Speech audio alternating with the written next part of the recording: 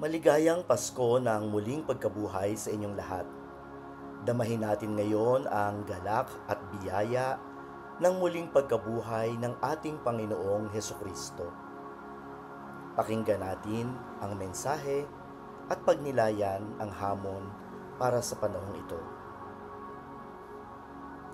Mensahe.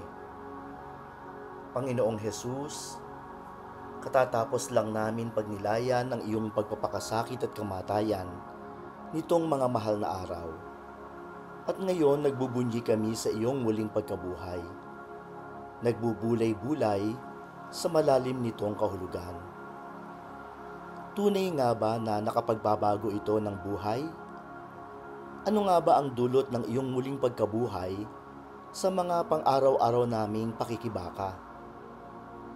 Ang buhay ay magkahalong entablado na may liwanag at kadiliman, liwanag at anino. Sa kalooban namin, naroon ang bakas ng Panginoong muling nabuhay, pero nandun din ang bigat ng pagkakasala ni Adan. Nananalig kami sa iyo, Panginoon, na sa lahat ng sandali, maging sa punto ng kamatayan, ipagsasanggalang mo kami at pupuspusin ng biyaya. Tulad naman ni Adan, alam din namin na lagi kaming madadapa dahil sa taglay namin na pagkabulag sa aming salita at kilos.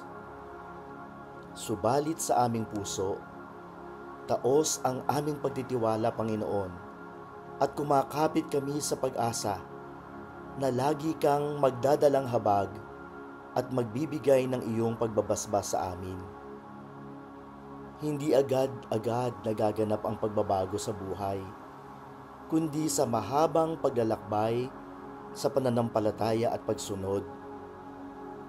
Tulad ng mga una mong mga alagad, kahit noong panahon ng iyong muling pagkabuhay, kami din, isang araw ay babangon, isang araw naman ay mabubuwal, sapagkat ito ang kalagayan ng buhay. Sa pamamagitan ng iyong muling pagkabuhay, tinitiyak ng Ama na lagi namin siyang kasama. Tulad ng itinuro ng banal na si Juliana ng Norwich, 3 paraan daw kumikilos ang muli mong pagkabuhay sa aming buhay, Panginoon. Una, mula sa langit, pinatatatag mo kami upang makapiling mo balang araw. Ikalawa, dito sa lupa, ginagabayan mo kami, ang aming mga yapak, sa bawat araw ng aming paglalakbay. At ikatlo, sa aming puso, nangungusap ka upang kami ay ituwid at iligtas. Ito po ang nagbibigay ng ligaya sa amin. Dahil ikaw, Jesus, ay muling nabuhay, lagi ka namin ngayong kasama at kapiling. Magkamali man, mahulog man, mabuwal man, hindi na kami papayag na panghinaan ng loob. Dahil sa langit, sa lupa, at sa kaibuturan ng aming puso, nababanaag namin ang iyong walang hanggang presensya. Ano man ang mangyari, kasama namin ang Diyos. Kasama ka namin, Panginoong Hesukristo. Magnilay. Balikan ang mga sandali ng buhay mo na maaliwalas. At gayon din balikan ang mga panahon na tila madilim at mapait ang lahat.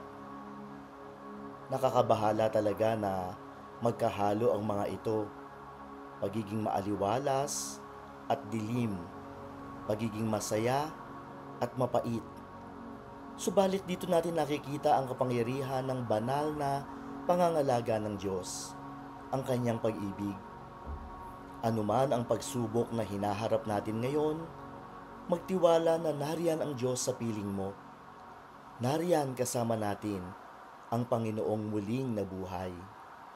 Lagi tayong tumawag sa Panginoong muling nabuhay at hingin na madama natin ang kanyang presensya at ang kanyang mga kaloob na bumubukal na pag-asa at pagtitiwala sa hinaharap.